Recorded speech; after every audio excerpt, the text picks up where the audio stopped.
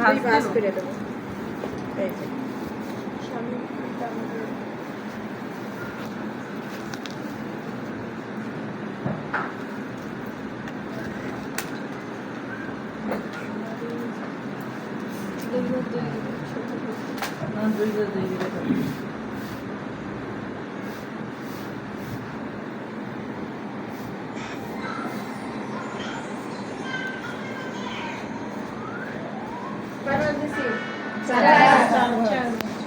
একটা ভাঁজ দিছি, দুইটা ভাঁজ দিছি, কিন্তু কাপড়ের পায়ে কাটছে চারটা। এরপরে ভাঁজের অংশ থাকবে আমার নিচের দিকে, আর খোলা অংশ থাকবে একটা ডান দিকে আর একটা সামনের দিকে। কোন থাকবে? খোলা অংশ থাকবে একটা সামনের দিকে আর একটা ডান পাশে। ম্যাম, এই যে ঝুলের মাপটা কম বেশি সবই কি ওই 8 দিয়ে ভাগ করতে হবে?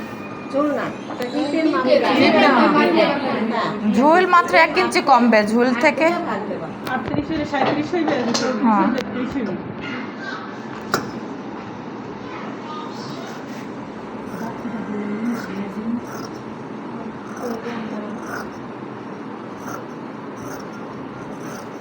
খেয়াল করবা, না বুঝলে বারবার ম্যাম, সেলাই কাপড়টা কি নিয়ে গেছে? হ্যাঁ, সেলাই কাপড় সব নিয়েই এটা হয়েছে।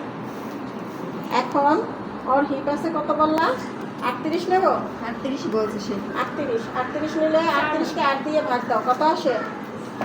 38 38 কে 8 দিয়ে ভাগ দাও, 4.5।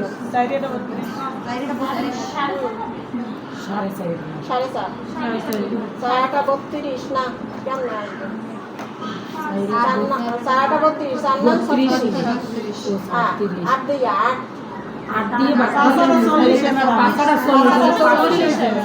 ঠিকঠাক হবে। 4.5 জন্য ওই যে পুরোটাই 5 মিনিট 5 নিলে ঠিকঠাক হবে। দেখো